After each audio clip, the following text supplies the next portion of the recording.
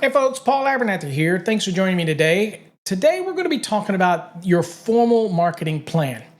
If you're an electrical contractor, plumbing contractor, mechanical contractor, or anybody that's going into business and want to understand about marketing and how to establish what's called a formal marketing campaign, that's what we're going to talk about in today's episode.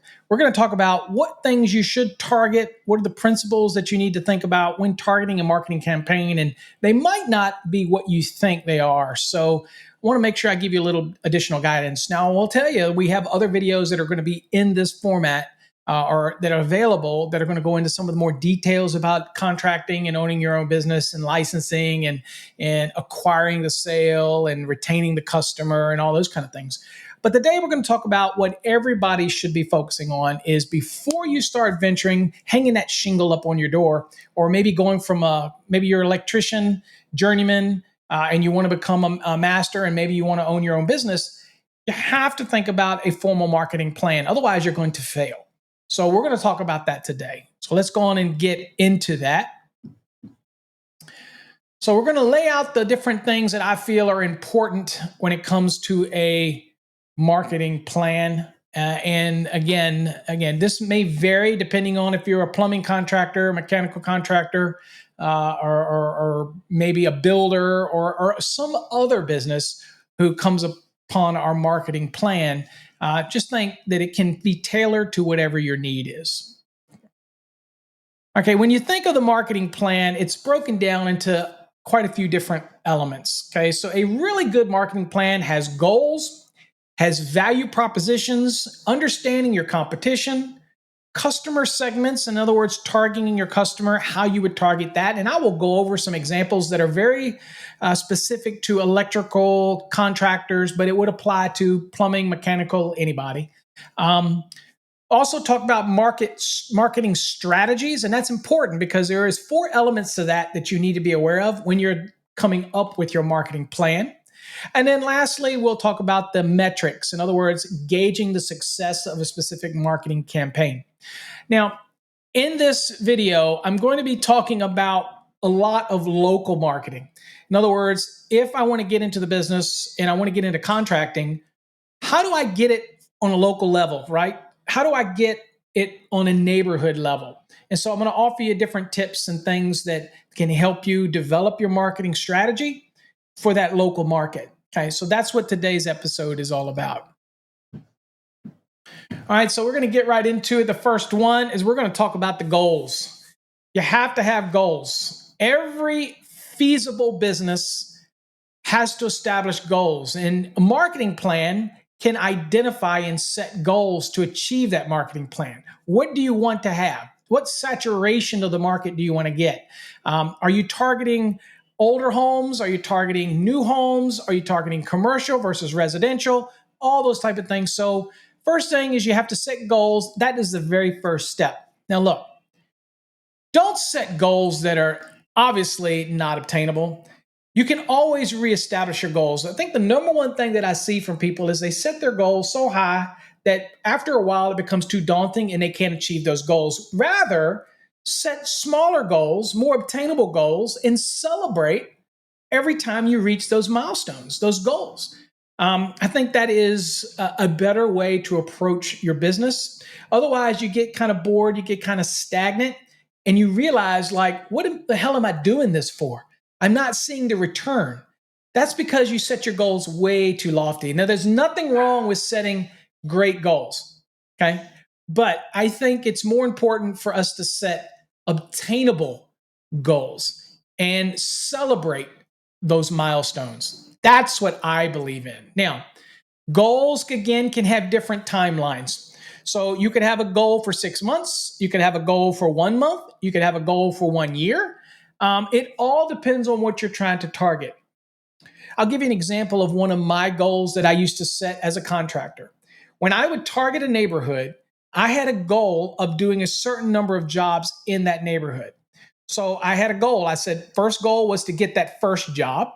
And if I got that job, I was almost going to blow 100% of the profit on that by taking my wife out to eat. I mean, that was my goal. So that was my first goal. The second goal was to get 10 projects in that neighborhood. And I kept working towards that goal. Now, for me, that was a financial goal, right? But for you, it might be a different goal. You might set a goal where you want to make sure that you get at least 3 customers from that neighborhood due to word of mouth. And so when you target your marketing plan, you need to make sure that we target it so that you achieve your goal. That's the whole purpose here. So if your goal is to expand your base and word of mouth and things like that, I'm going to talk to you today about doing some of that. So there's going to be some powerful stuff for you, especially if you've got nobody that can coach you up on these type of things. I've been there. I've owned multiple companies and I built them all up from scratch, whether it was me and my brother working together or me going out on my own as a contractor, both in Virginia and in Texas, to ultimately culminating in the academy. So been there, done that, licked the wounds, tried stuff, failed, succeeded, and I'm going to share those things with you today. Okay, let's talk about that value proposition. What do we mean when I say value proposition? Okay, that's one of those things. Check it out. I'm getting all kinds of little things coming to me here. So the value proposition are essential to a marketing plan. The marketing plan will lay out what? Okay, number one, the ways you will determine what value you will offer to the customer segment.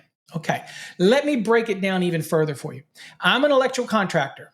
It could be plumbing, I could be mechanical, it doesn't matter. I need to identify a segment. So for me, if I was getting into the business and I didn't have a hand up, I didn't have somebody helping me, I didn't have a builder who says, here, I'll give you all of the work I've got. And that's another episode where I talk about not putting all your eggs in one basket. So make sure you subscribe because that episode talks about how to diversify your portfolio. Now, one thing to remember here is identifying your customer segment. So one of the things that I used to do is when I was embarking on service work, and I wanted to grow my service work because there's a lot of margins in service work, I would target neighborhoods. So we're going to base today's lesson on how I would target this if I'm a local contractor. One of the things that I would do is go to Google Maps or Google Earth, and I would look for my areas where I had good subdivisions that were at least 5 years of age. I didn't go into the new ones, but that was a different campaign. That was a campaign, if that location had new ones with a lot of unfinished basements, things like that, then that was a different campaign. But my main campaign was targeting a subdivision that was 5 years or older. And I would go into that campaign and I would identify what my customers need in that area. They need receptacles replaced or switched out, new luminaires. They want to freshen it up, things like that. They might want their older luminaires to be upgraded to more LED, things like that. Maybe they want Ring devices put in. Maybe they want Alexa devices put in. Maybe they want anything like that. Okay, Google stuff put in. I had to identify that market. And so I would spend some time identifying that market. And then that would be how I targeted that customer segment. Now, when I did that, I created my marketing campaign around that. In other words, I'm not going to go into a subdivision that is 5 years old that has $1 million homes and try to push lowball items. Okay. It would very much be tailored to the market that I was going after. Okay. Now, when I say lowball, when I went into a high-end market, I'm offering Decora. I'm offering nice luminaires, or at least a package for the nice luminaires, automation, anything that I could offer, generators, surge protection devices, anything that's going to protect their home. That's the kind of market stuff that I would focus on an upscale. Now, that wouldn't be the same way I would approach a neighborhood that had homes that were $150,000 to $200,000. Here, I'm looking for the low-hanging stuff to get that customer. Okay, maybe they need service changes. Maybe they do need surge suppression put in. Maybe they need GFCIs added because those homes are a little older, less cost. Maybe some corners were cut. All those type of things. You know your market, but each customer segment or demographic is different. Okay, every economical demographic is different, so you have to target that customer segment totally different. Okay, now, how you will communicate to customers that you have something that benefits them. I think this is the number one thing that everybody loses when they go to marketing. Like if you use Vistaprint, which is again, great way to market, you can get Vistaprint done, but people put electrical contractor, plumbing contractor, it's almost devoid of any detail. in their marketing campaign, thinking that the customer is going to actually know that you have anything that benefits them. So when I would do one, I would talk about how replacing receptacles, and then I would put increased home value, electrical safety enhancements, things on there that let the customer look at that and go, well, this is going to benefit me. This is going to benefit my resale. This is going to make my life better, whether it's talking about automation or whether I'm going to, look, there's big money, folks, in just being smart homes, okay? Going in and replacing all of the switches with Wi-Fi switches or Bluetooth switches or luminaires. There's big money in that. Okay. Not to mention, then you get to fix other things that are wrong in the house. Okay. I'm just talking about this kind of segment of marketing. It'd be totally different if I was just targeting builders and I wanted to do all of their residential or commercial wiring. So I'm just giving you one aspect today, and that's it. Okay. We will be talking about that in other segments of this leadership program. Okay. So, all right. So you got to communicate with the customers something that benefits them. So you need to make sure your marketing plan, the literature that you create, is going to show the benefit to the customer. And I think so many people, for example, people get business cards made up. A great way to give them out like water. But I know that the majority of the people that make business cards up don't do the back side.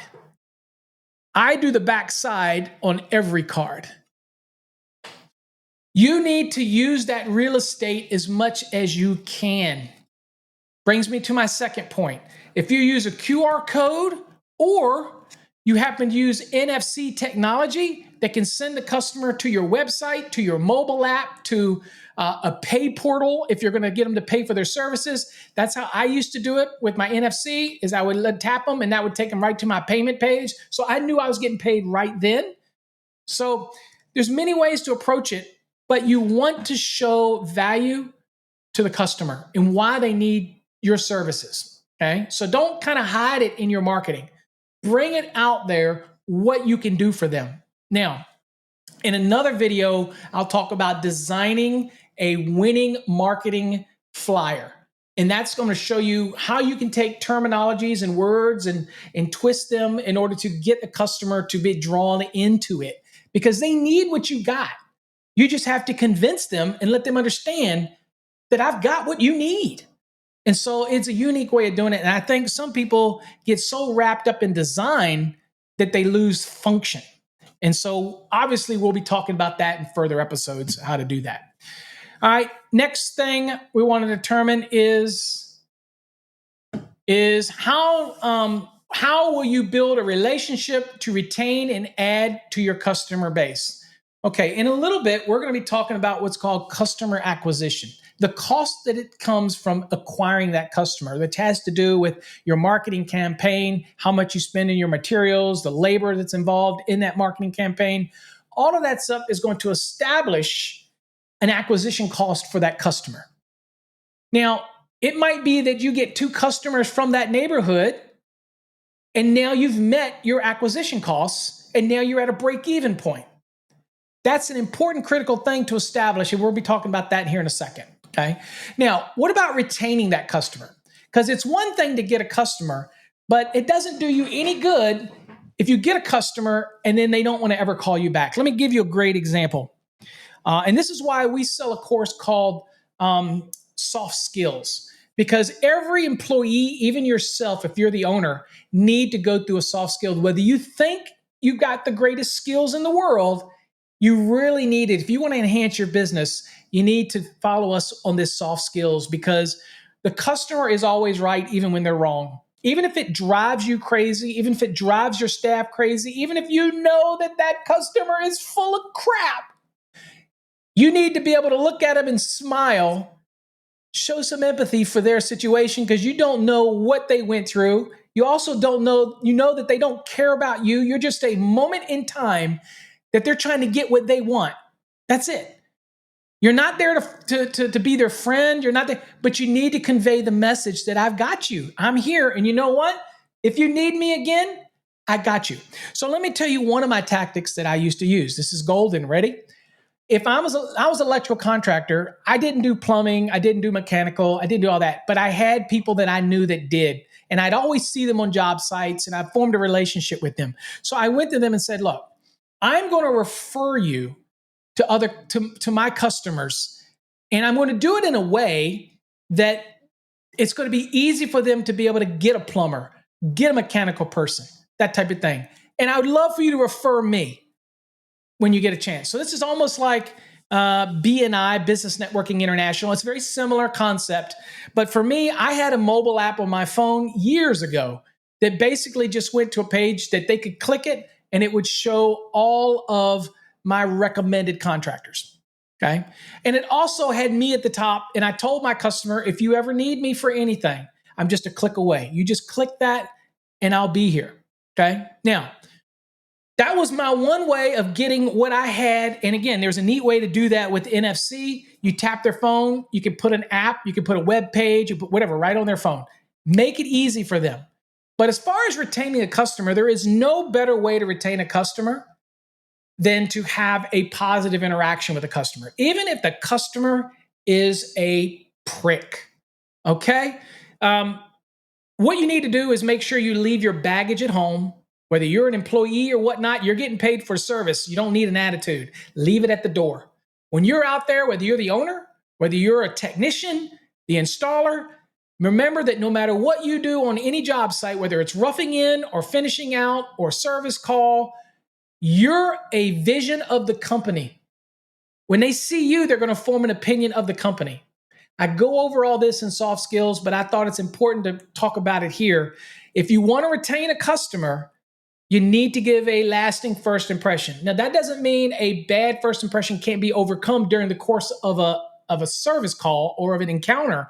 It can, but you're going to be fighting your way uphill the whole time, and it's going to impact how you do your job because you're constantly thinking, how the crap do I repair this? Because my boss is going to be upset. Everybody's going to be upset. Start off right away. And if somebody's just jumping down your case and they're bitching about price or this, or that, or maybe you finish something in 10 minutes and you got to pay them, charge them an hour, and they go, that only took you 10 minutes. Empathize with them. Say, I know, I know it's the company policy. Because there's a lot of overheads, there's insurances, there's other costs. So everything in our company is broken down based on an hour, and that's how we came up with the hour. But I get it. I understand. I get why you'd be upset at that, and I wish that I could do something to change that for you, but I can't. But I got it fixed for you. I took care of you, and we're here to take care of you. And also, feel free to reach out to our office. And if you have somebody good in your office that can field those, my wife used to field those, and she would take somebody's frown and freaking turn it upside down, buddy. It takes some skill. And everybody can have a bad day. My thing is, when I would go out on my truck, I had to make sure that what I did was that when I got into that truck, I'm somebody different. I'm working for the company. I'm taking care of the ownership. Unless I'm the owner, I'm taking care of me. And that customer is hard to get. So if I have to retain that customer, I want to make sure that I'm doing everything I can to retain that customer. And you know what? I like to tell a little story. Quick story. Think about retaining a customer. If you go out to eat, maybe this relates to you. If you go out to eat and your meal is mediocre at best, but the waitress or the waiter is outstanding, never an empty glass of drink, always attentive to or whatever you need, always there, that can overcome a mediocre meal. And when you go to tip, you're going to tip accordingly. You're going to say, well, you know what? I'll give this place another shot.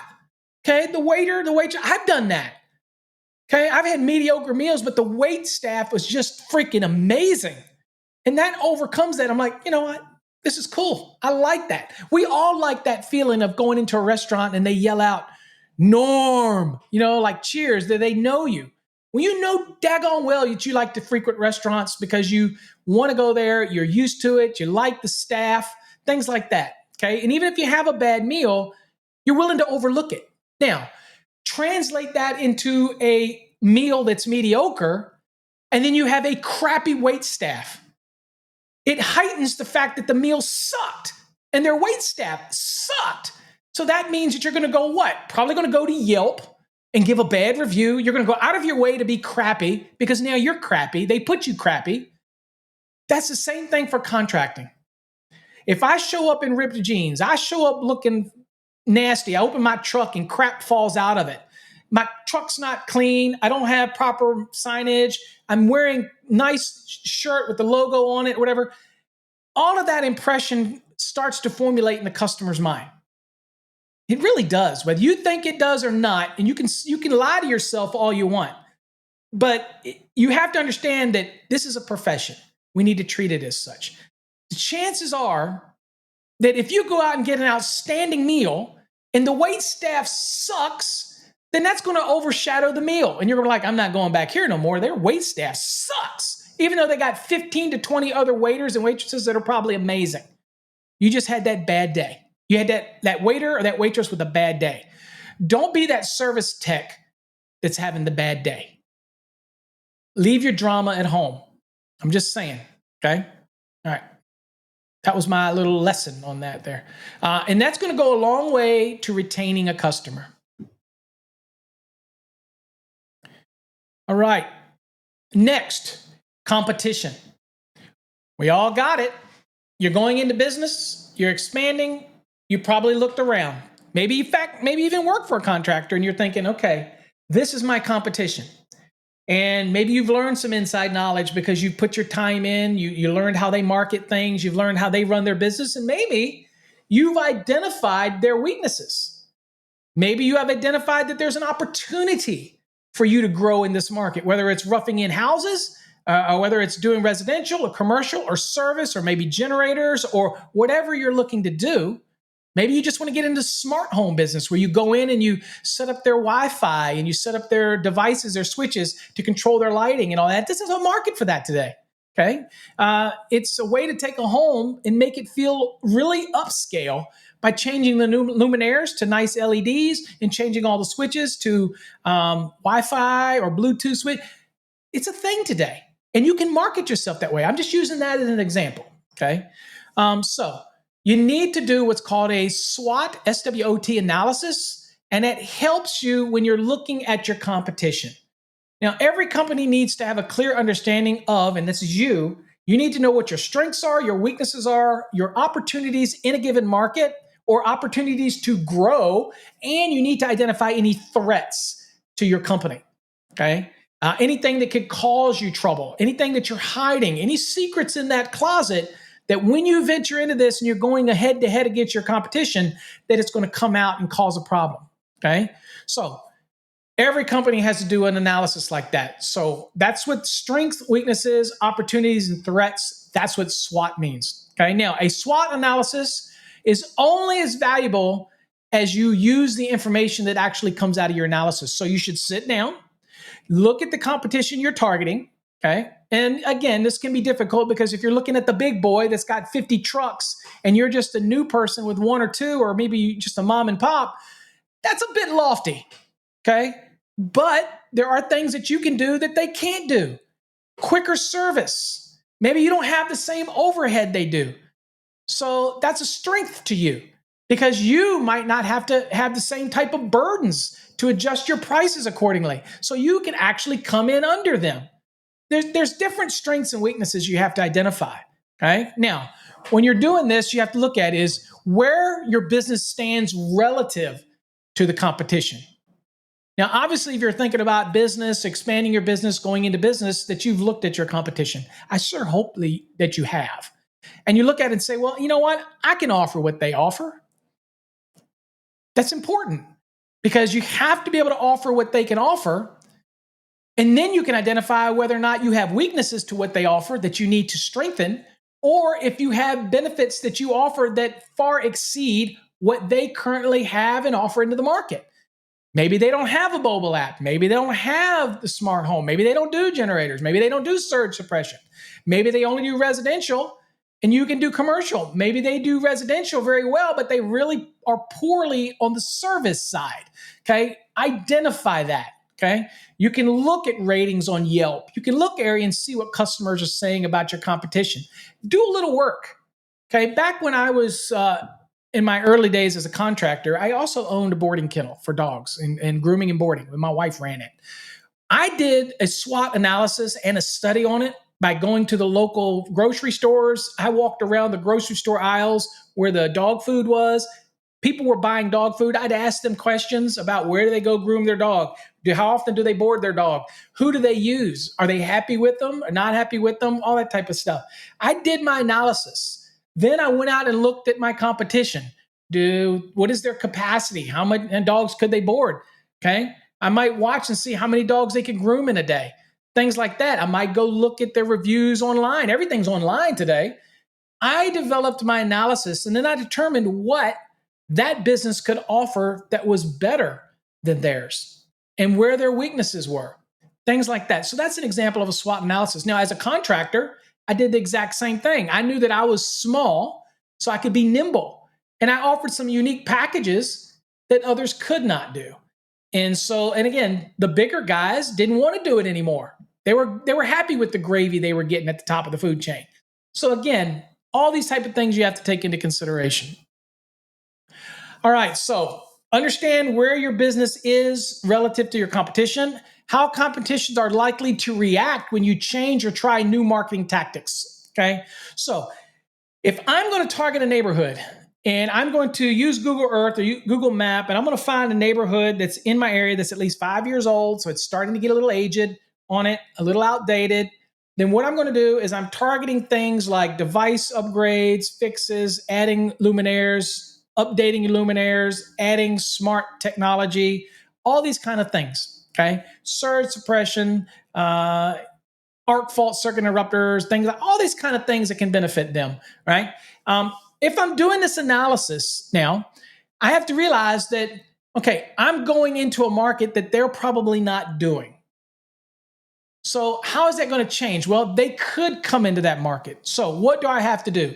That means that when I do go into that market and I start targeting a specific, let's say a neighborhood, I am going to make sure that my soft skills are freaking amazing. Okay. So that's how they might react, but they're not going to do it better than me when I interact with the customer. I'm going to come across, my brother does this better than anybody I know. If you look at his Google reviews or whatnot, the people literally love him. Okay. And so it's how he interacts with this customer. And that's where you're going to have the competitor is going to change because they are not going to be able to offer that same level as you are in that in that market. Right? So they're going to have to change what they do, but you keep doing what you do. Now, what actions you might take when you cannot overcome a weakness or avoid a threat? Okay, let me give you an example of a weakness. So maybe your competitor is marketing themselves as certified, has some extra certification. Maybe they're a CMECP and you're not. Well, maybe you should become a CMECP. It's not a plug for the CMECP program, but I'm just saying that is what people do with marketing. I will take whatever I have and enhance it and market it and put it out there. Now, people say that's just being cocky. That's just promoting yourself. Business is business. Remember, nobody's going to pat you on the back. You have to do it yourself in business. Okay. There's a fine line between cockiness and confidence. Okay. So at the end of the day, promoting yourself, achievements, advancements, things like that, partnerships, all these kind of things is setting you out there above your competition. Okay. All those type of things. So again, determine a weakness. So maybe you don't have the number of years experience as this other person has. Okay. So what you do is you supplement the years and you take extra ICC classes, you take extra educational classes, you take other things that you can promote, right? You get certifications to be able to promote them. Okay. So it doesn't matter if a guy has been doing this for 45 years, if he's stagnant and doesn't want to achieve any higher education or learning, right? Then you have opportunity because again, if you're doing something for 40 years and you're doing it mediocrely, it doesn't give you a boost. It's just time. So you can bridge that gap by increasing your knowledge and taking any weakness that you might have and turning it into a strength. Okay. So important. And threats. What is a threat? Okay, well, a good example of a threat can be where you go into something and you market yourself as something that you are not. Never do that. Okay, be very transparent and clear when you market yourself in your market. Okay, been in business since this, certified this, licensed and insured, all those other things. Make sure you have liability insurance. If you can, usually it's going to be required for whatever state you're working in as a contractor. But make sure you have all those things to reduce the threat, because you know what? As you get more successful, you will have jealous people. And the jealous people will do everything they can to bring you down to their misery. I've learned this the hard way. There are people out there who will do whatever they can do. Remember this. There are people in this world. It doesn't take you far to look at the news. There are people that are miserable, and they would love nothing better to draw you into their misery. Okay? Because misery is a lonely place. And so they want mutual satisfaction of misery. Don't let them take you there. So make sure you look at your threats and you're prepared and you establish them, and you're well prepared for those type of things. All right, establishing a customer profile, real important. So we're going to use that neighborhood approach again. So I'm going to be using a neighborhood. I'm going to get my flyers made up in a Vistaprint, very affordable flyers. Okay, don't have to spend a lot. I'm going to use all available space on my flyer. Okay, I'm going to have a website or somewhere to send them, whether it's my Facebook page, wherever it is that you can send that customer to give them more information. I've done all this. Now I am trying to find my target market. So I'm going to pick a neighborhood. Let's say I'm a service business. I want to grow my service aspect of it. Okay. A great way for somebody new, whether you're plumbing, mechanical, bill, is to service work. Okay. Everybody needs a service guy or gal. So target that. If that's what you're going to do, target that neighborhood. All right. Now, this could be also for contractors. You could do the same type of approach, but you need to go and get a list of builders, okay, general contractors, and you need to try to have one-on-one sessions with them. Offer them a cup of coffee. Offer to meet with them. And if they have a contractor already doing their work for them, say, you know what, I'm not here to steal anybody's livelihood. But what I want to offer you is my card. And I want to tell you that anytime you're a great builder, you might get bogged down and that contractor can't fulfill your needs. I want you to know that I'm here. I'm here to help fill those needs. Never trash talk your competition. Never talk down your competition. Again, they're just like you. They're trying to make a living. But what you want to do is say, you know what? I might not be your first choice today, but I want to be your second choice, because at any given time, I could bump up to that first choice when you need me. So again, most of the contractors are more than happy to talk to you, at least engage you. But the worst case is at least you put your name in their ear. That's it. A very important thing. Okay. All right. So once I've established my customer base, and let's say I'm going after the service market, I've established my customer is homes that are 5 years and older, maybe 5 to 10 years old. I've determined the subdivision. I went to Google Maps. I see that there's approximately 500 homes in this subdivision. I've also noticed that there's entrances to the subdivision, so I know where I'm going to park so I can go door hanging and walk the neighborhood. Spend one day. It's well worth your investment. Okay. But keep in mind how much you charge, just your hourly rate, what it's worth to you to do that marketing, because it's going to be important in a minute to determine your customer acquisition cost. Okay. So I'm going to go hit that market. I'm going to develop a flyer or a door hanger that is tailored specific to that target customer base. Whether it's, again, maybe it's an upscale neighborhood that has a lot of unfinished basements. So maybe I want to target the unfinished basement. Maybe I'm going to partner with a contractor and we can do a turnkey thing. Or maybe I'm just going to go in with upscale decora, upscale luminaires. I'm going to go in with a smart home feature. All these type of things. Maybe a charger, an EV charger, or generators, or whatever. Target that market to people that look like that demographic of characteristic. Key demographic market could actually afford these upscale services that you're providing for that target market. Now, if I'm going to hit a market with less expensive homes that are a little older, then I'm going to target the low-hanging fruit stuff like fix broken devices. And I'm going to always put why you need it fixed.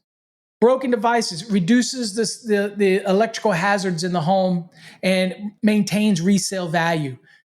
Reduces the risk of fire. Although I'm going to be trying to take everything that I want to do as a service and give a benefit to it so that they can actually see it and say, well, yeah, I should get this done. Okay.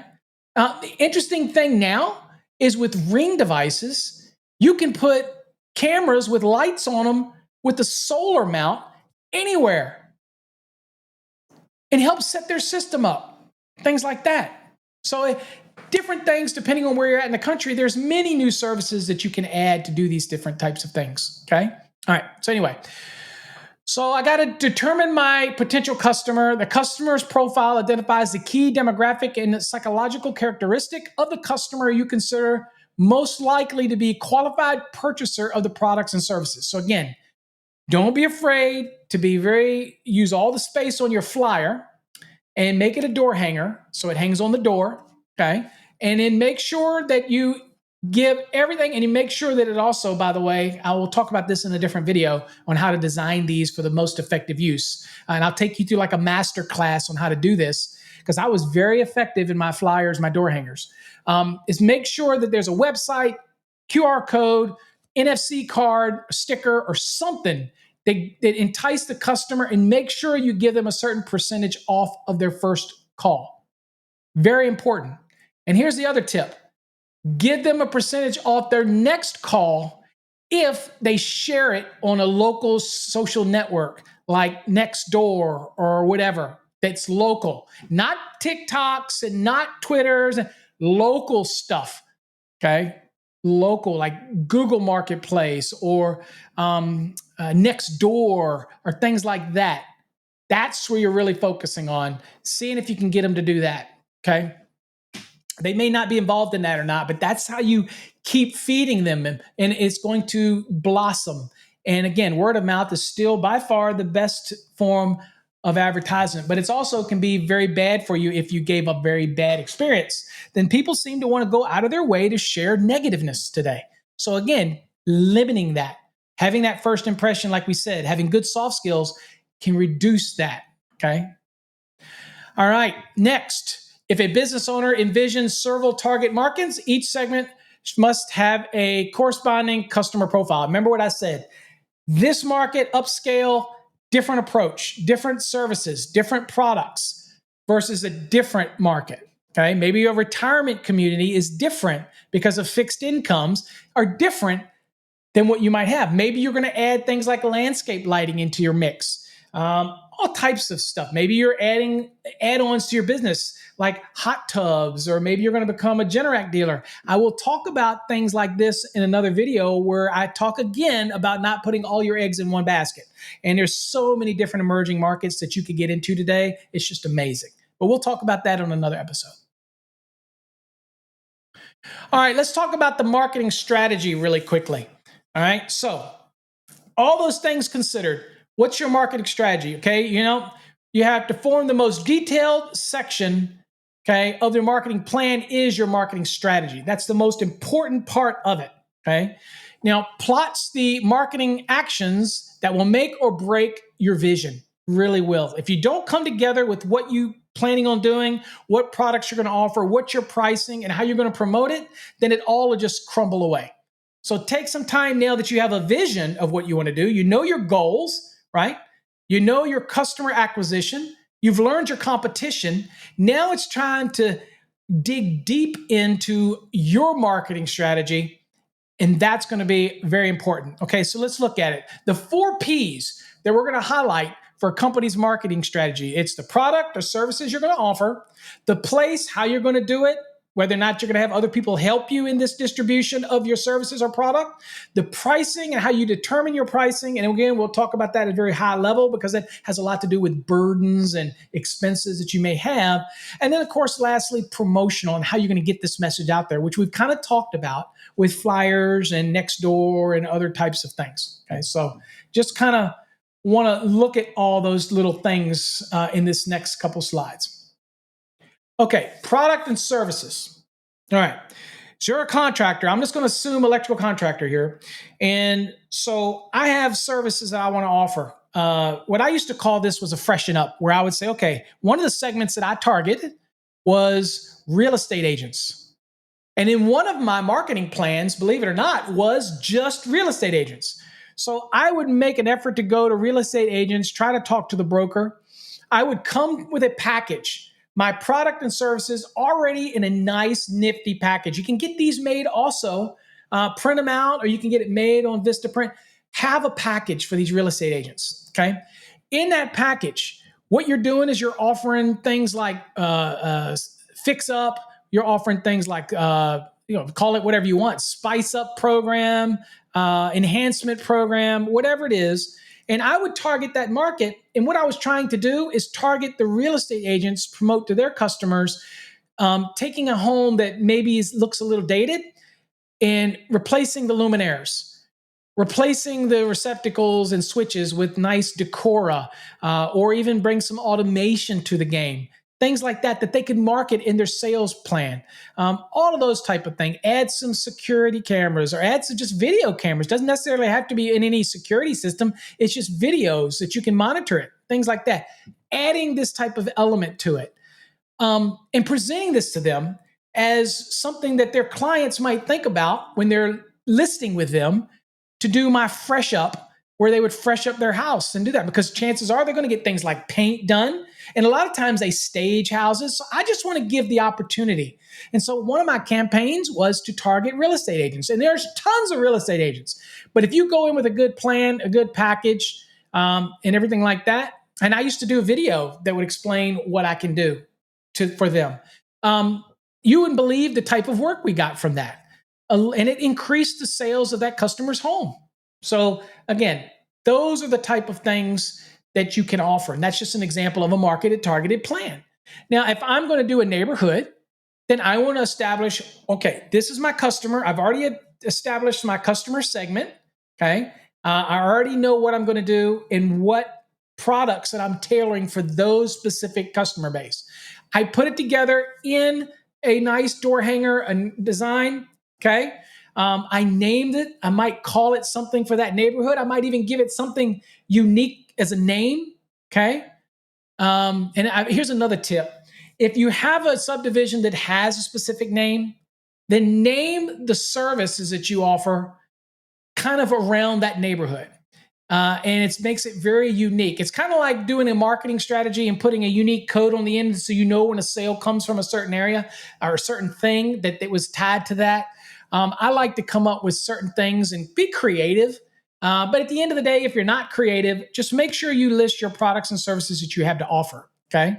Now, components of the total product, such as the packaging. So make sure that, example, if you're going to do smart home, you're going to offer that you call by name, whether it's Alexa, whether it's Amazon, whether it's Google, whatever it is, because that's what you'll be putting in. Okay, so make it very clear to the customer. If it's Decora, 11ton, Pass and Seymour, again, you're buying that. You have the rights to use that because you're buying that product and you're going to be reusing it. But make sure that the customer knows what they're getting. And what I mean is don't put on there Decora like and then pull something from China. Okay, that is dubious business practice. Okay, if it's going to be something, then you need to come up with a different name for it. I am not a big proponent of saying Decora-like, because it typically looks like it. Okay, that I personally don't think that's a good business practice. You do you, but again, you need to make sure that they know exactly what they're going to get out of your service. Also, customer service plans such as warranties and repair policies. Make it very clear so that people see that you warranty your work for a year or however long you warranty it, that type of thing. Okay? So one of the biggest things that you can do is offer service plans where they can renew it on an annual basis in order to get a certain discount on services. That type of thing. Now, that works great if you have a business like you install generators and you're going to come out there and do a warranty on it, or every 3 months going to service it or something like that. So again, all I'm saying is if you have a marketing approach and you're going to offer something like that can have an extended service plan, make sure you make it really clear in your advertising up front. Don't hide anything. Make it very clear, right? All right, place.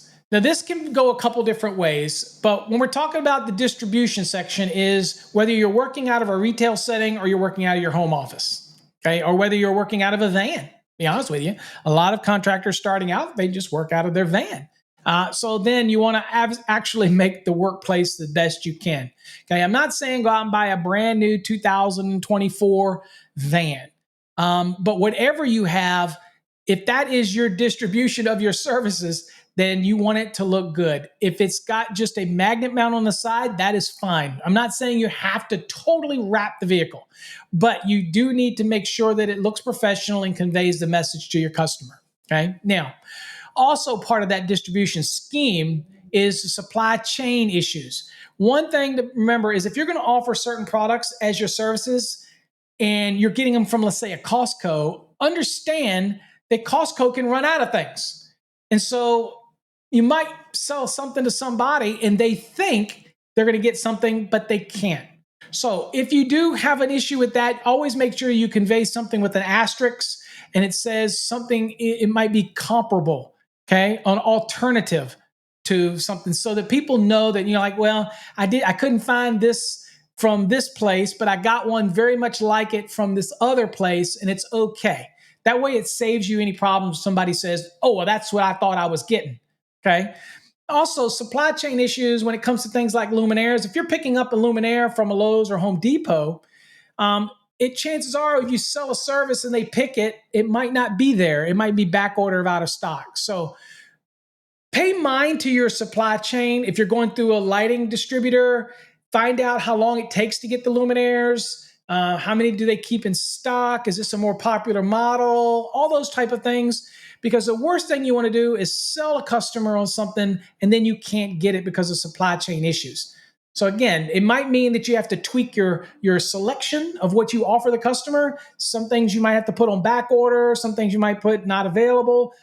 But you're going to have to keep aware of that. Now, when you're building that marketing scheme, you definitely want to make sure that if I'm going to hit a 500 home community, I'm expecting great things. Okay. Because I always go into these things expecting great things. I want to make sure that I can get the luminaires or the devices or whatever I'm promoting. So just make sure you're not going to have any supply chain issues. Don't have one GFCI sitting on your shelf knowing you can't get any more because you're waiting on them possibly from China if you're getting a wholesale deal or bulk or wherever you're buying your stuff. Make sure that's not going to be a problem because what are you going to tell a customer if I was going to get something for $6, $7, $8 and now because I can't get it, I have to tell them, well, I got to get it local and now it's $12, $13, $14, $15. Are you willing to eat that cost? Well, you need to think about those type of things. So again, supply chain issues, make sure you understand where you're getting your products to support your services. Licensing. What does licensing mean? Well, you could get to a level where you have people that are selling for you. Okay. And we'll talk about that in another episode because you can have people that will sell for you. They get a commission they're independent contractors. You don't tell them what to do, but they're selling and you're kind of licensing your product and services for them to promote it. Okay. Again, always check with your accountant, always check with your attorney. But again, there is an aspect of licensing and things like that. The other aspect of this is you could have a builder who wants to offer your services on their portfolio. Well, that's kind of a thing, kind of like a licensing thing. Okay. So again, might be able to have an agreement for that. Maybe it's a service they don't offer. They want to offer you as part of their package. Maybe they're a big builder. Then you might say, you know what? I'll let you market us because we have a good name. We have a lot of services we offer. We'll kind of license that to you. But that means what?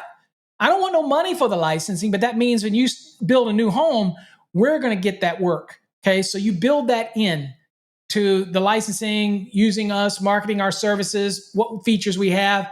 But I don't want somebody else coming in and saying, hey, I'll do that same stuff for cheaper.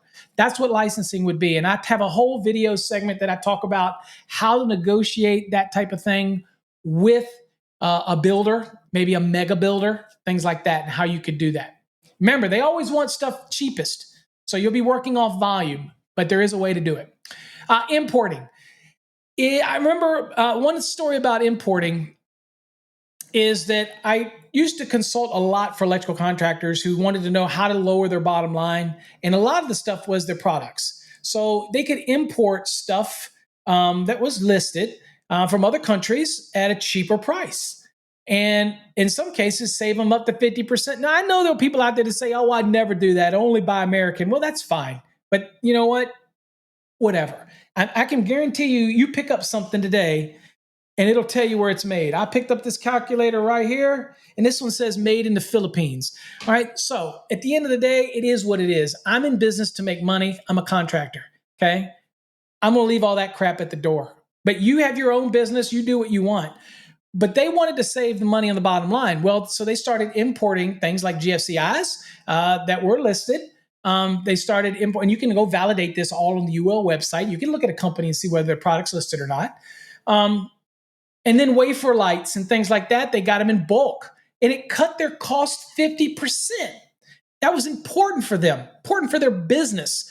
The only problem is logistics, importing, tariffs, delays, all these type of things, okay? Ongoing warranties, all those things. If you're going to be importing to reduce your costs to help your marketing plan by being able to offer something competitive, just be careful because those things will impact whether or not you can service the market that you're targeting.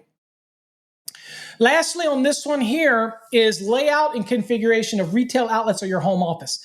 Again, if you have the luxury of a retail outlet and you can bring customers in to look at the luminaires, look at the devices, make their purchases there, and maybe you even have a form that they can fill out that download from the website where they go from room to room and they go to room and they can count their devices, they can do that for you. Saves them a little money, saves a trip. Maybe you offer them a discount to do that. And basically every room, and then of course you have other ones in case they want to fill it in, blank spaces like den and whatever. And they will basically go around and count the switches and things like that. Okay. All you need to know is a basic general idea, as well as the luminaires and things like that. They know what they want. Right? So they can come into your place and then they can make a selection there. Maybe you don't do that. Maybe you like to go to the site and visit with them and walk around and do your own list and count. To each his own. Okay. But think about the layout. Think about if you have that office space, make it very inviting, make it easy for them, very comforting, very relaxing. Okay. That type of scenario. And make sure that your packages that you show them are very tailored to the customer that you're going after. Because the last thing I want to do is target the high end and bring them in and show them a lower grade products. They came in here because they were sold on my flyer with the upscale stuff. Okay. So again, make sure you lay out everything, configure it, and have your packages together ahead of time, whether it's a booklet of stuff, a binder that you take to the customer, or they come in, or maybe even out of your truck. However you do it. Now, if you have a home office, and again, this is becoming very popular today, take my house. I have a den right off the front door. Perfect.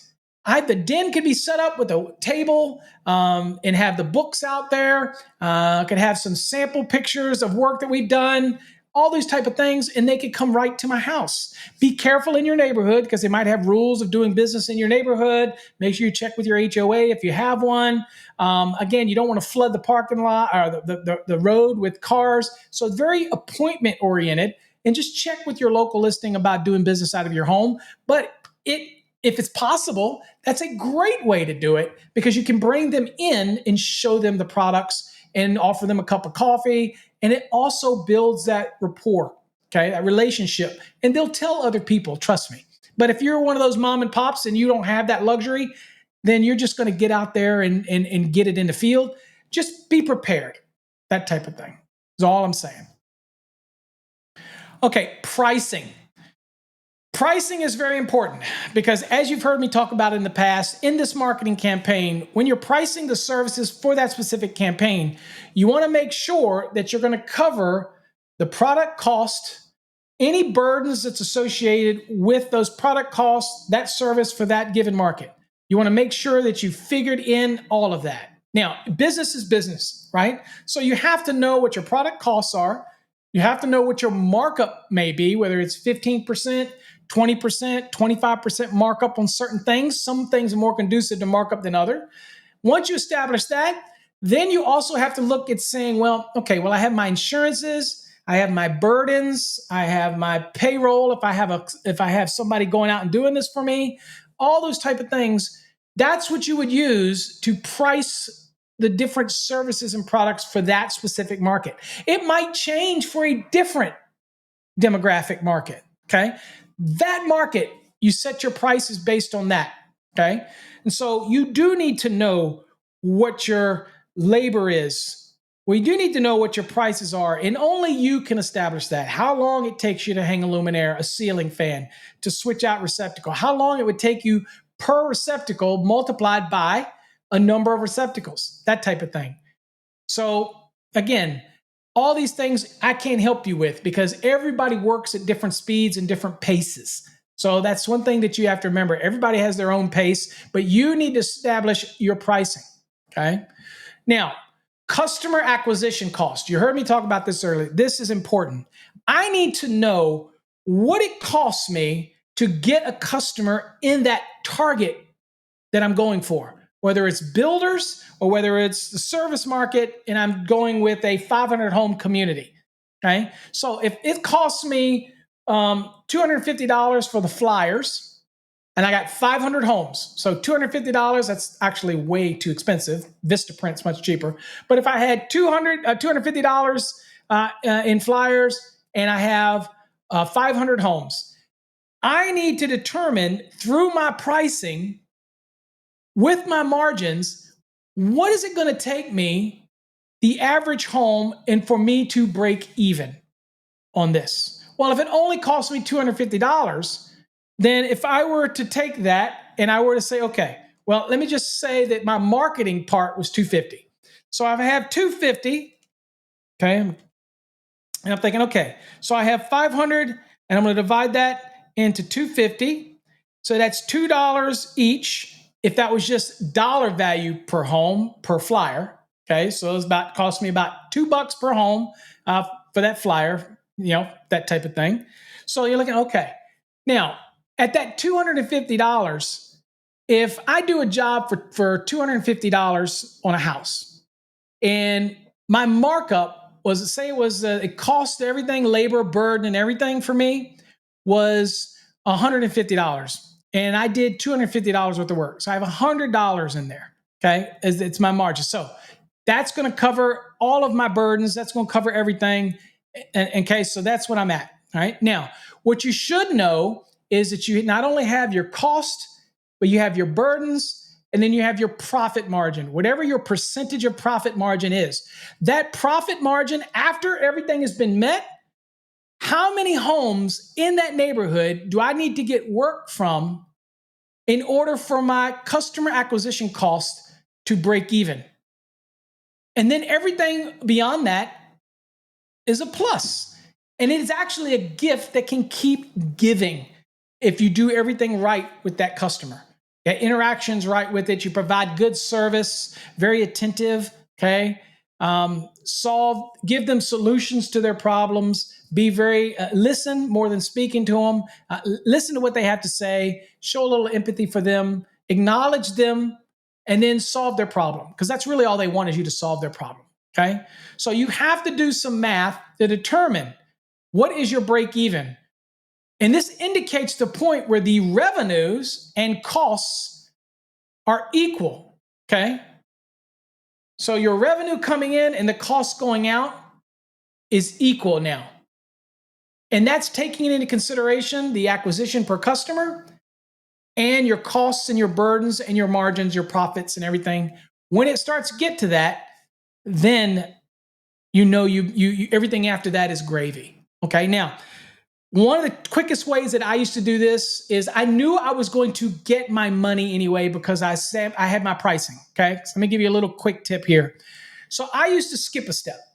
What I used to say is, look, I'm going to set my prices because of my burdens and my profit margin, everything I need. That's done. Okay. Then I would turn around and say, okay, pull out everything and then finally determine, after my burdens, after everything, what was my profit? That was mine. That was going to the company. That was mine. All right. And then what I used to do is say, okay, if I'm going to be doing 500 homes in this neighborhood, how many of these jobs on an average job that I need to do at this profit margin before I break even? And that's what I would do. Just that simple. If the cost of the flyers were $250, if it was 3 hours to walk it at $100 an hour, I add all that up, and then I would determine, okay, from my margins of profit, because I want to keep that. That's just how I used to do it. I keep it separate. I had to, my burdens, everything else I had to meet. Then that's how I would do it. Maybe not how you do it, because burdens might cover that labor walking around. But I'm just trying to tell you how I did it to keep it simple. I used my profit margin, and then I determined that profit margin, how many homes I had to do at that profit margin before I broke even. Okay. And that point, it was maybe a little buffer, but at that point, I knew that everything beyond that was gravy. So for my case, if I was invested in it and I had 500 homes and I had $200 in flyers, and I had about $100 in labor, walk in it, giving them out, that type of thing. So say $300, right? So at my point, I'm sitting there going, okay, I need to be able to break even and recoup my $300. That's what I used to do. That's how I used to do it. It's kind of like when you go out to do a job, and you go and you see what something costs, or you go out and you go to buy something and you see, damn, that costs $150. How many of you have ever gone out there and gone, damn, that's a steak dinner with my wife? You know, I have to work 3 hours to pay for that type of thing. So you're equating it. So that's how I used to do it. You know, everybody does things like that different. But for me, I use the profit margin to determine when I broke even for that. Now, other people don't. They incorporate those advertising into their burdens and all for their hourly price, that type of thing. But it gets muddy. So that's how I used to do it. I used to say, okay, take everything else out, have my advertising and treat it in my labor to walk the property or to pay somebody to do it, my profit margin, and then that's how I did it as a personal measure. And so I knew that how many jobs that I have to do to recoup with that profit margin the cost of my advertising and my labor. And then at that point, I was breaking even. That's how I did it. Okay.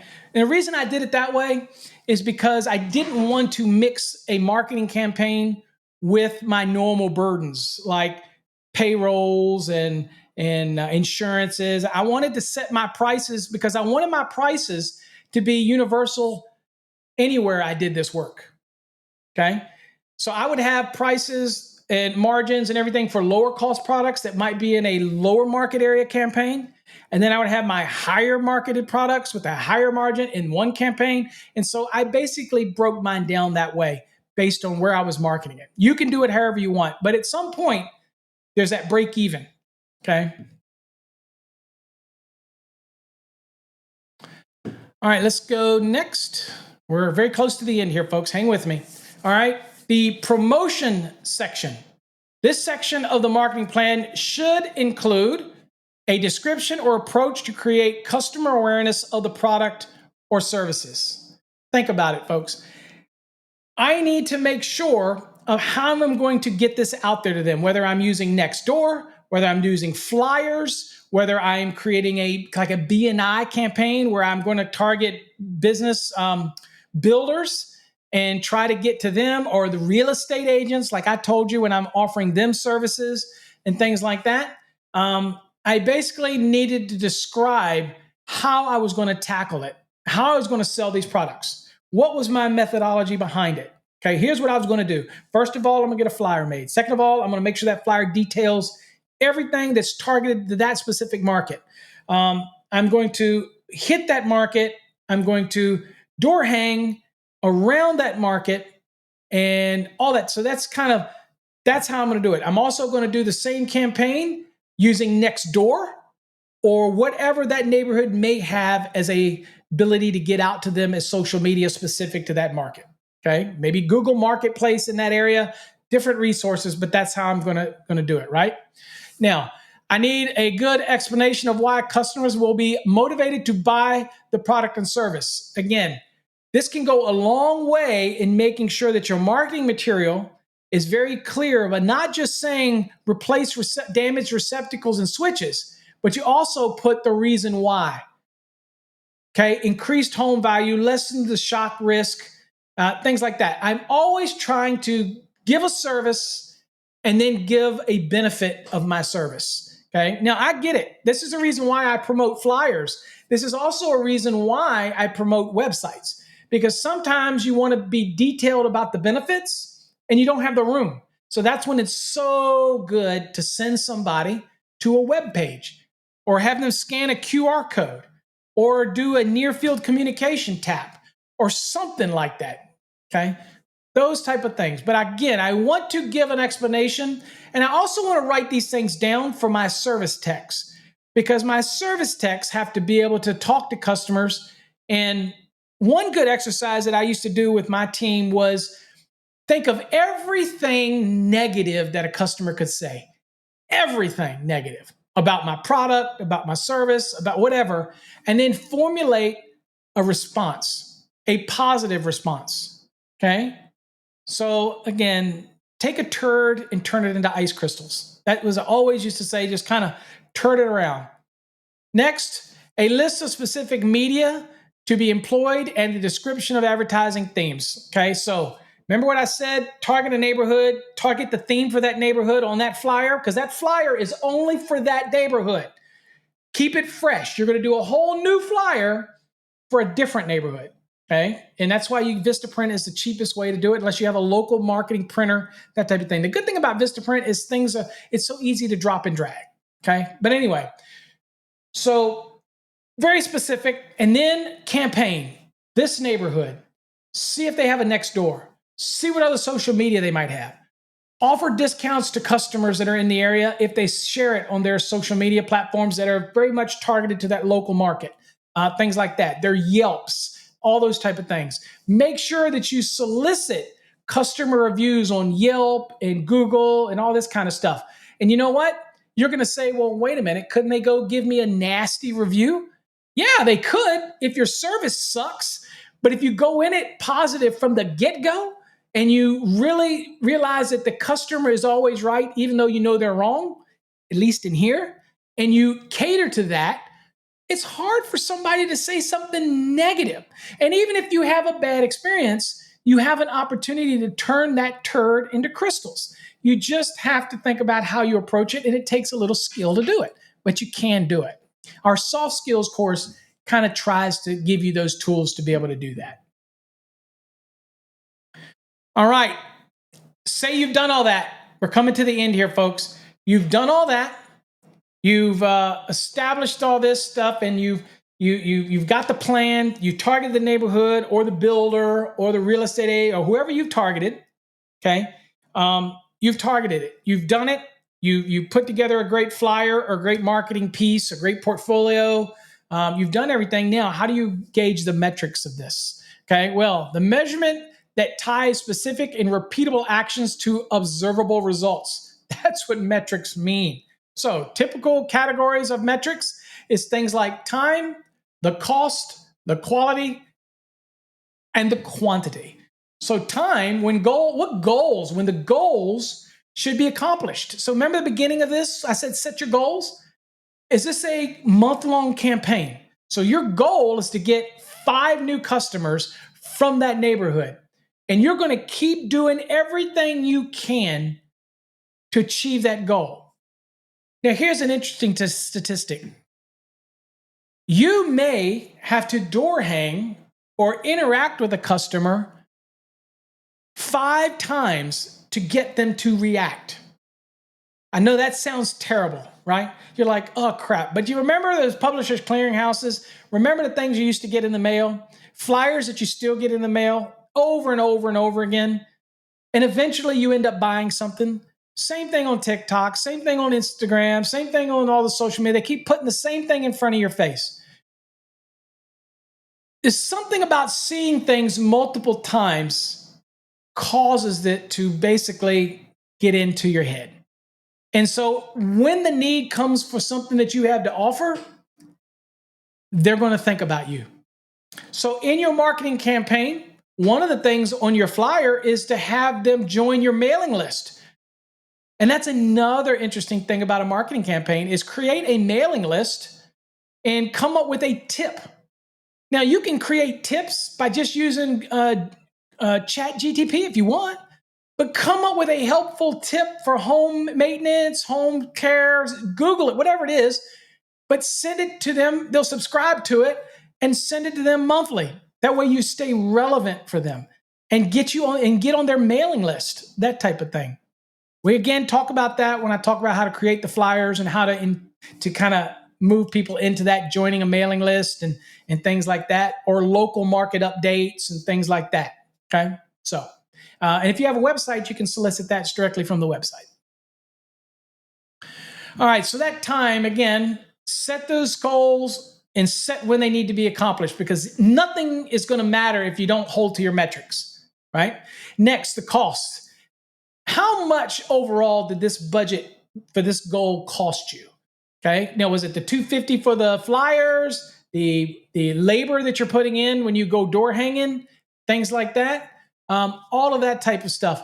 Keep track of that. Okay. So you need to know what your cost is, because at the end of the day, you're going to use that to compare what your prices were, what your cost to acquisition is for that customer.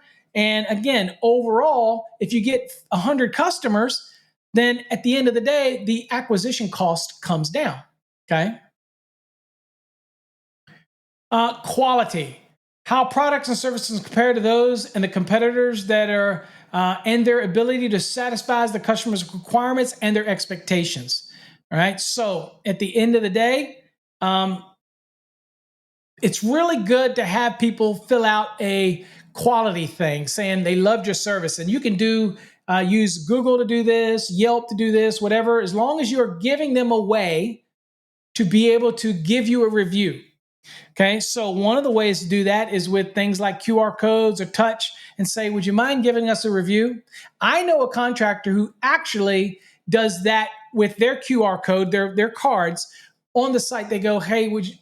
And here's the thing about sales and about good reviews. You ready? Let me tell you something you might know, but I'm going to let you in on a secret. The best salesman in the world is the one that asks for the sale. So many people out there don't mind going through the motions of saying, here, I'd like you to buy this widget, yada, yada, yada. This is a widget. But at the end, they don't say, what can I do to get you to buy this widget? What do you need from me? Because I want you to buy this widget. So would you buy one? People are scared to be rejected.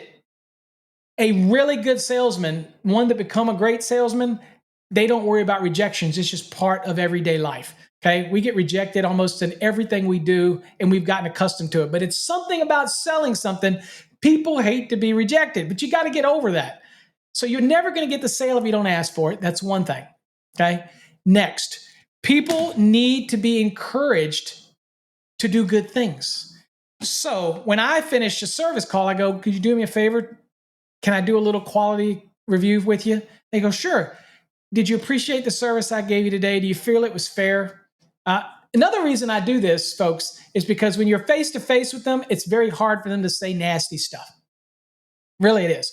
So what you do is, even if they're just living in a world of nastiness. So one of the approaches that I teach is to use NFCs, and y'all have heard me stump about these, and this is one aspect of why I think everybody should have one of these, is to be able to go, well, if you thought my service was great, will you do me a favor and give me a good review?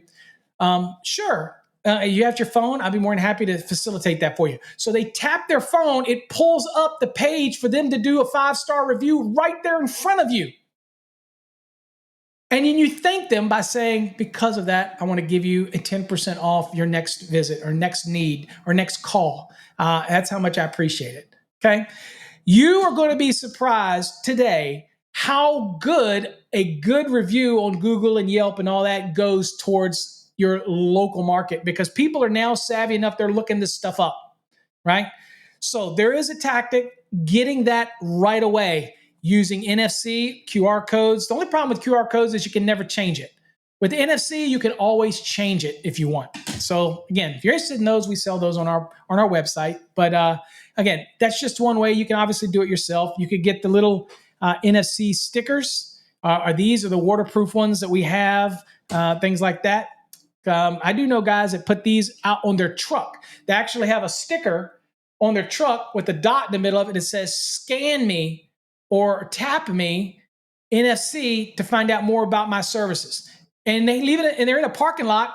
Customers will come up and tap it. Believe me, in the Home Depot parking lots and Lowe's parking lots, it happens, folks. So I'm just saying, Okay. Anyway, back to where we were at so we can end this thing up for you. I know I'm over an hour. And I said I was going to be less than an hour in these future episodes. But again, it is what it is. Okay. So now, last one is quantity. How much can be purchased within time, cost, and other constraints? Right. So if I'm selling a service, maybe it's an upfit for a house where I'm replacing all of the devices, all of the luminaires for them. Maybe I'm putting in some smart devices, things like that are so super simple to put in. I mean, God, today it's so easy.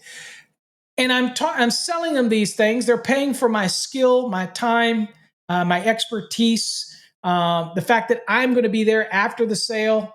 And you make that very clear that you got any problem, you call me. I'm going to be there for you. Okay. That type of thing. You'll be surprised that the quantity of work that you get per sales lead will go up. Okay. While you're there, all of a sudden the homeowner will say, or say, you know what, I need something else done. Or the builder will say, you know what, I got another project coming up next month. I'd love to have you be on that project. You'd be very surprised if you focus to your metrics and you stay with it and you follow your marketing plan. Now, metrics need to be viewed as relevant and controllable by those who are being measured. Okay, so make sure that you train your staff. It's very consistent on how they hit a neighborhood or how they approach the marketing plan. Put a little foresight into this and work with your staff. If it's just you doing it, then be repetitive. Make sure you follow the same rules each time so that the metrics are valuable, validatable to what you're trying to metric to. Readily accessible by all who are being measured. So again, everybody can see these numbers. When somebody comes in, your call center is sharing these numbers with everybody so you can see all of these metrics. Regularly review and discuss the metrics, especially if you're going to redo a campaign to that neighborhood again. Then you don't want to use the same flyer, folks. Freshen it up, change an approach. If one approach worked really well and you got a bunch of people in the neighborhood, then kind of look at the work you got, keep that and add something fresh to it, because you never know when you unlock those recurring customer, but you might get somebody new, that type of thing. Okay. Also, here's another tip. If you get one of those customers in that neighborhood that you do work for during one campaign, and they are literally just your biggest fan, and I've had this, they literally love you, ask them, can you use them as a reference? Then when you do your flyer campaign, they're more than happy to be included on there as a reference and say that you have references. Okay. If you get that customer that is just, I've had customers where I left their property. They've done the tap their phone and they have filled out the survey, 5 stars, gushing. Don't leave without saying, can I use you as a referral, please? Okay. You know what? Humble yourself. It's business. Okay. You can say, I'll never do that. Dude, you're not being a suck up here. You're humbling yourself to say, you know what? Can I use you as a reference? It's so hard to convey, and we work so hard in our company to do the right thing and do everything. Can I use you as a reference? They can't not say yes. So again, it's all how you approach it. Okay. But don't leave any stone unturned before you leave. Then free of anything resembling fixing the blame or finger pointing. At the end of the day, do not blame other people if your campaign doesn't go right. Only blame you if you design the campaign. Don't point fingers at anything. Don't say, oh, crap. I just lost money. I didn't get anything. You know what? You don't give up, because what did I say? Sometimes it takes 5 or 6 times of putting something in front of somebody's face to all of a sudden have it become a whirlwind of opportunity. All right. Just because I do a flyer in a neighborhood and I might get one call, don't think I ain't never doing that neighborhood again. Look, flyers are cheap. Time is just you going around and do it, putting those flyers up, getting to know your neighborhood, things like that. Maybe you pay somebody to do it. Be careful if you pay people to do it, okay? Because sometimes they won't do it and they get rid of your flyers. So again, be careful what you do with that. Maybe you got family members that are doing it or people that you can trust. But at the end of the day, that's just one approach. There's many other ways to do this, but you need to keep track of what you're doing, whether it's Nextdoor, Google Business. Make sure you have profile on Yelp. Make sure you're promoting everything you can as part of that marketing scheme, that type of thing. But don't point fingers. Don't blame other people. The blame needs to lay with you. And again, it just might have been that it wasn't the right time. You need to hit them again. All right, knowledge check. We'll end it up here. Which of the following statements best expresses what a value proposition is to an entrepreneur? A, the recognition that several distinct market segments must be determined for each product. B, one of the 4 P's of marketing strategy. C, a hypothesis regarding why customers will buy from a particular business, right?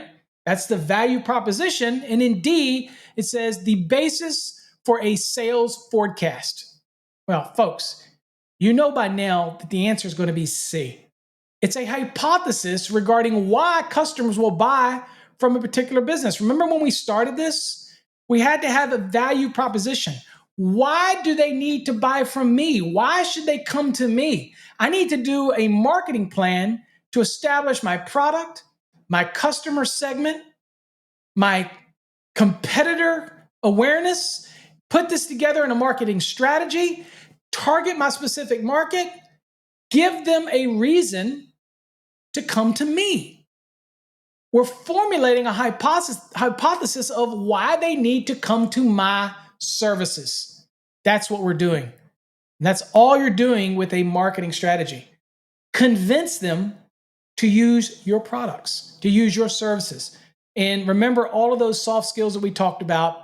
Make sure you use those flyers to your max. Make sure that if you're not doing flyers, that you're using things like Nextdoor and other marketing. Track it. When you start a campaign, write it down. Keep it written down. Do all the things we just talked about in this video. And then use your metrics to see how it stacks up for you, how you need to tweak it, what things work for you, what didn't work for you, all those type of things, okay? All right, folks, appreciate you. We'll catch you in another video where we'll go over other topics for business ownership and marketing and growing your business. Till next time, stay safe. God bless.